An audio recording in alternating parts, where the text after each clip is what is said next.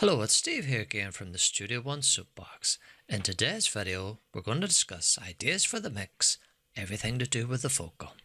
Now, back in the days of analog, when we thought that you just threw up a U47 microphone, hung it upside down, had it about level with the singer's nose, just to avoid pops, clicks and breaths, and we thought, lo and behold, that would capture the most awesome vocal that you could possibly capture. But we soon found out that a one microphone doesn't fit all, and that choosing the right microphone to go with the singer that you have at hand is crucial to capturing that top-notch vocal that is the most important part of the mix. If you get the vocal wrong, the whole thing just falls apart. Let's be honest. We all want to hear this awesome vocal. Think of Adele. What would Adele be without an awesome vocal? If you were recording Adele and you got that wrong, disaster, absolute disaster. So, I would also say that when it comes to getting a good vocal, a lot is to do with the professionalism of the vocalists themselves. I mean, if they know how to work that microphone, how to control their consonants, level them up with their vowels, so on and so forth, all that can go a long way to capturing a vocal. But for most of us, we're usually recording at home, in a basement, a bedroom, something like that, and we're just throwing up a mic, probably very little isolation for the voice and what have you. And so we're just doing our best to try and capture a vocal. Sometimes it works, sometimes it doesn't, and you may have to do a lot more work than what you were hoping you would have to do. So without further ado, what we have here is a little atmospheric track. So let me play you some of what we're going to work on today. It's just the one line at the start of the first verse. Come and go, you know. Okay, so you get the idea. So what we have here is a very emotional, you want to draw the listener in, and so we really want to get this female vocalist and push all those little breaths, things like that, to draw in the listener and draw out the emotion. So as you can see, I have drawn in manually some automation. Now I haven't turned it on at present, and I just want to discuss two things to start with. One, the first thing we think of when we're working on a vocal is slap on a compressor. So let's do that. What I'm going to do is use Waves Renaissance, and let's play it without it, and then I'll bring it in. Come and go, you know. Let's bring it in. Come and go, you know. So what I want to discuss is the merits of slapping on a compressor first or using automation. So let me just try and show you what I'm talking about here. This might get a little repetitive. I do apologize for that. By the time we're finished, you'll be fed up listening to this line, but it's just to show you the difference. So what I'm going to do is solo up this vocal. Let's play it through with nothing on it. Come and go, you know. Okay, now the two key parts are the breaths at the end of each line. So, Come and go, this breath, the breath at the end is. know. Okay, so it kind of dies off. There's no sustain there. Come and go, you know. Okay, so there's no sustain. Now, if I get this out of the road and I bring in my manual automation where I'm just pushing the breaths, as you can see here, and at the end, I'm bringing little dips out when it peaks here and here. You can see a little dip. And I'm pushing this last breath as well for a bit of sustain. It's to bring in the emotion. That's what we're going for, and also to help control levels. So we have no compression whatsoever. We've just manual automation on the vocal. Now listen to the breath here and the breath at the end, and listen for it being sustained, which brings in more emotion. Come and go. Come and go, you Lord. Take it off. Come and go. Come and go, you Lord. Put it on. Come and go. Come and go, you Lord. Do you hear that at the end? Just that. But that is what brings in the emotion, draws in the listener, and we love all those little breaths and things like that. And if we can sustain those a bit longer, this is how we can do it, by using manual automation. Now, a lot of people would think, sure, you can do this with a compressor, but let me take that off, put on the compressor, and listen to the breaths. And what we'll do is we'll flick between the compressor doing it and my manual automation. So listen for the two breaths on the end of each line. Here we go. First up, compressor.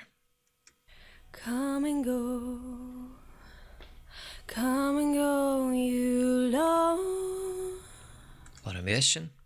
Come and go. Come and go, you Lord. Compressor. Come and go. Come and go, you Lord. Come and go. Come and go, you Lord. Now, it is slight, but as you can see, the compressor isn't sustaining those breaths or pushing those breaths at the end. It can only raise those volumes up so much as an automatic volume leveler is what a compressor is. So it's bringing those quiet passages up with the compression, but it's not really sustaining them. As you can hear, yes, this is very slight, but it does make a lot of difference across a whole vocal, you know. So let me try and play that just once more. Like I say, by the time we're finished here, you'll be fed up listening to this one song. So compression first, listen for the breaths at the end. Come and go. Come and go, you Lord. Automation. Come and go. Come and go, you Lord. See where that breath at the end is pushed, it holds on to it and it sounds better. So let's play it within the context of the mix. First, let's do compressor. Come and go. Come and go, you Lord. Automation. Come and go. Come and go, you Lord. Sounds a bit more atmospheric, draws you in a bit more, and hearing those breaths being maintained and lengthened definitely adds a little more atmosphere to the song. And in a song like that, this is exactly what we're looking for. We want to draw out every bit of emotion out of the vocal that we can get. So if there's anything there, we'll push it. Any little faults, we'll dip them out. And that's really what we're going for. So the thinking behind this is this. What happens in the pro world, in inverted commas, is that they will take the time that we won't at home, because most of us are quite lazy. We just think, slap on a compressor and that's us done. But in the pro world, they will take the time to painstakingly go through the vocal and do some manual automation. And that is the difference between an amateur vocal and a pro vocal. They will take the time to go through and painstakingly analyze every word, every consonant, every vowel, pushing and pulling. Here I'm pushing the breaths to draw in more emotion out of the voice. And if you do this, Then if you add on a compressor, you get a far more balanced vocal, something that sounds a bit more natural, because you haven't had to add more compression than necessary. That's really what we're going for. If you do automation, you're pushing the emotion of the voice, you're drawing out all the little faults, and we can cut down on S's and things manually. You just highlight them, pull them down by about 6 dB. That's in controlled, no need for a de-esser. But it is painstaking, very slow, and you can spend a couple of days or longer getting the vocal, because you've got to get the vocal right.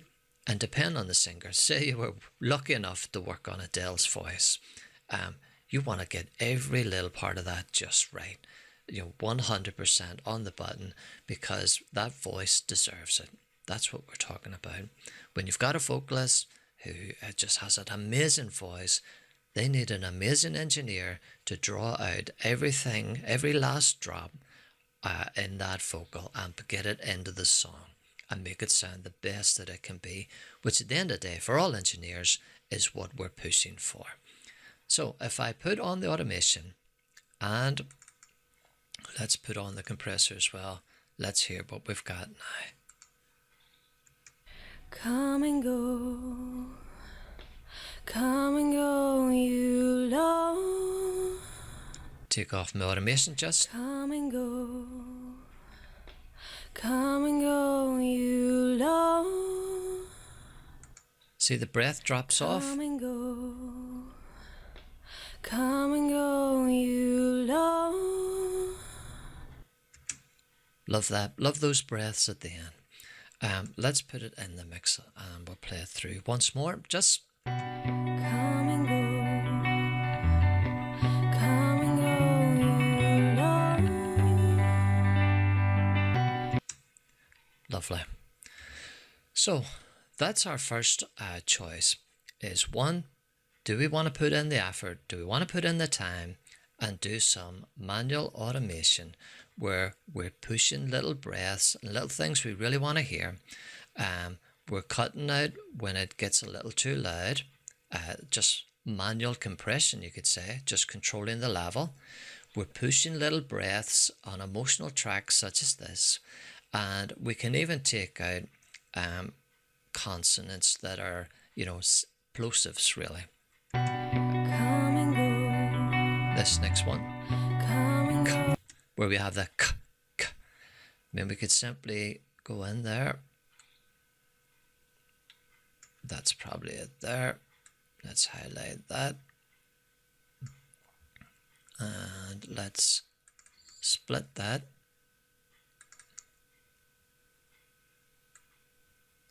And bring that down about 6 dB. Right, let's hear that.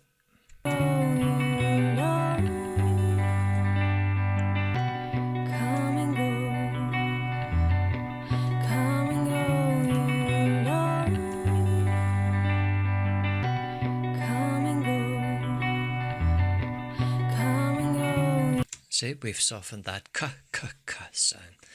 So that's our first choice. Manual automation, painstaking, lengthy, long process, going through the vocal and sorting it out there and then at the source before we reach for a compressor. It means we can do far less compression, trying to bring those quiet parts up and lower those high parts down. With not having to use so much compression, we can get a more natural vocal as well. And that is beneficial because we all know how the human voice sounds. We hear it every day. We hear people singing while they work. We hear people singing in the bath. And we know what a voice sounds like. So if we start hearing artifacts from a compressor or the coloration of a compressor, which sometimes we do want, but in most cases, especially with the vocal, for me personally, I prefer to hear the vocal as natural as possible and pushing those little breaths and things like that to make it more emotional and draw me into the song. So once we've got that done, then we can move on to EQs. as you can see, all I've done here is the usual, rolled off the lows. There was an annoying sort of nasally tone, and I pulled that out of the voice there. We all know that around 5 kilohertz is where the presence of a voice would sit. So boosting around there, just a gentle boost, nothing too extreme. We have to watch for sibilants, and we go up to our 7K or just below. You can introduce those noises again, the S's and what have you. We can control those with the de-esser, which is another thing we would throw on the vocal. We normally just reach for one straight away out of the bat, but all de-essers are not created equal. And some will grab hold of some parts of the vocal that you don't want turned down, or they're just a little bit hard to control just to hit the S on their own. Despite we've had loads of advances, even analog de-essers can struggle to just hit that S. So maybe you would do a little automation manually beforehand. Just pull them down 5 to 6 dB, and then when they hit a de-esser, there's less work to do, and it sounds a bit more natural. Doesn't sound like it's grabbed hold of little bits of frequencies that we didn't intend it to. We just wanted to get rid of that S sound. Also, it's normal to add a little shelf, about 10K upwards, maybe slightly below, depending on the singer. But that can add back in some of the sibilants as well, and that's really what we want to avoid. Another way of doing it is to add an oral exciter. If you have something like this, which it's kind of like that same EQ, but it does it by using harmonics rather than pushing frequencies. It adds some upper harmonics in and can give us that breathy airiness to the voice. So let's just play this, and I'll add it in.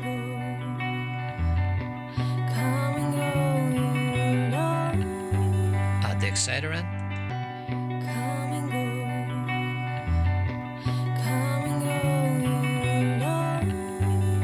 Take it out.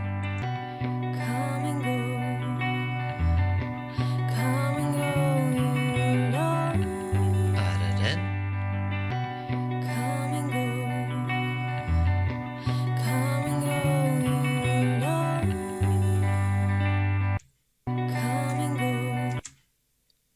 Okay, so that gives you that little bit of air without coming to our EQ and going for a 10K high shelf, which can add back in some of the sibilants that we've been trying so hard to avoid. So that's just another way of doing it.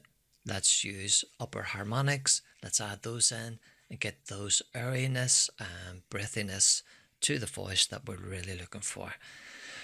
So moving along, another way of dealing with this issue would be to use, let's take that off, this plugin, which is Waves Vocal Rider. Again, it does the job reasonably well.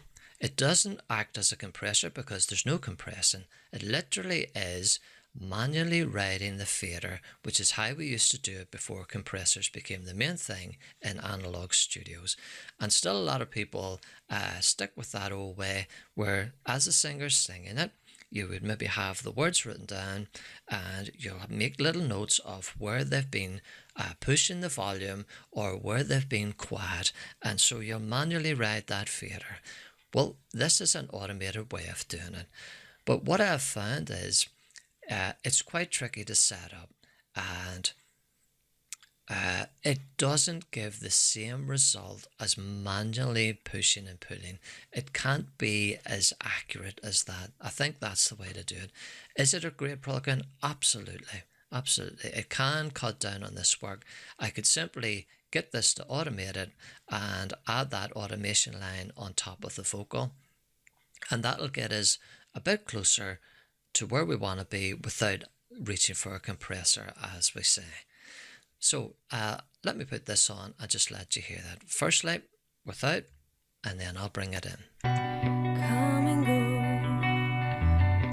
Come and go, you love. Breath drops off, add it in. Come and go, you love. Okay, so we get a little bit of sustain on that last breath. But again, if we go back to the manual, which to be honest needs more tweaking, I just done that rather quickly. I say quickly, that took about 15 to 20 minutes just to do this one line. So you can tell that you're going to be there a while if you start doing automation manually, but the results, the end results are well worth it. So. Come and go, you love.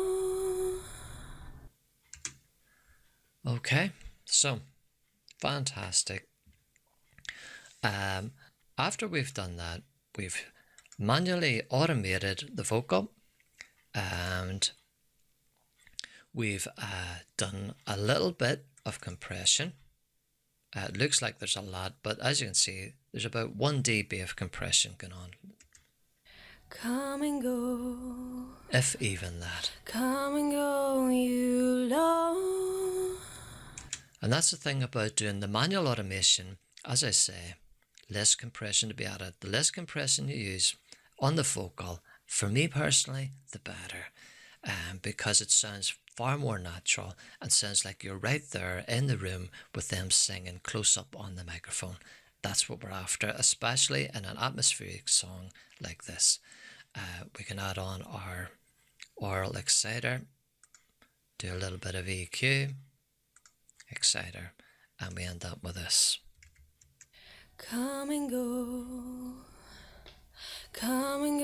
you love. Excellent. Bit more work to do, but we're getting there. So next after that, once we've done that, we also would have got into our de-essing, NASs. I would do the same. I would manually automate those out and then throw on a de-esser just to capture any little ones that I've missed or just to control it. But it means I need less de-essing as well. So next up, after we've got that, we've got the levels control of our vocal, we would be moving on and thinking of adding reverb and delay. In most cases, people work off 3 different things. We have a plate, a slap, and a room. Now, when it comes to the room, it is quite common to have all the instruments and the vocal all going to that one room reverb. It just enhances that everything is in a room all playing together, and it does sound a bit more natural. Of course, you don't have to do that. You know, that's the thing about DAWs now. Choices are just infinite, you know. But putting everybody in the same room, in this case, I'll just turn this on. I've went for the open air plugin that comes free with Studio One and just went for Studio A. So what I've done is put this voice back in the Studio A, and I would probably add in some of the music as well. After that, we have a plate where I've used Phoenix Verb and just chose a medium plate. And lastly, just for a slap delay. Now, the thing about this is you don't need to put all these on the vocal all at once. The idea would be maybe in the first verse, completely dry, which it's up front then, the vocal isn't pushed back because you know reverb will push the vocal deeper into the mix. But on verses, maybe the first verse, maybe even the second verse, if you keep that dry, and then maybe the pre-chorus, maybe you added on your slap delay. And then maybe for the chorus, we add in our plate. This all helps to bring more emotion, more depth to the vocal and give us stuff, that sort of sprinkling fairy dust stuff. So maybe in the first verse, we would keep it dry. In the second verse, maybe we'll throw on just the slap. In the third verse, if there is one, maybe we'll have everything on, or maybe we'll just resign that and keep everything on for the likes of the chorus, just to bring more dynamics and make that voice sound like it's in a bigger space. All these things all help us to try and get this perfect vocal. So that's basically it. Thanks for joining me today. I hope you did find this helpful, and I hope you realize that you don't have to necessarily reach for a compressor straight off the bat. Instead, if you can teach yourself to spend the time, it takes hours, I know. Sometimes we just want to get the mix done and get on with things. So just slap on a compressor, maybe do 2 compressors and have one doing slightly less, and then capture the rest with the second compressor. That's a quite common to do as well. After that, a little bit of de-essing, or we could manually automate that as well, and then throw in a de-esser just to capture ones we didn't get. And after that, we're into adding reverbs and delays. As I say, you can keep those for the pre-chorus section. Have the first verse dry, pre-chorus, add on a slap delay, come the chorus, add everything on. You know, just think about these things. You don't have to stick with the one thing for the verse, for the chorus, and you can also add on special effects onto the tail of words. Maybe have a throw delay where it repeats just that last word. Things like that, all helping to draw the listener in and to give that vocal the maximum level that it deserves. So I hope you did find this useful. Try this out. Let me know how you get on. So thanks for watching. Happy mixing, and I'll catch you in the next video.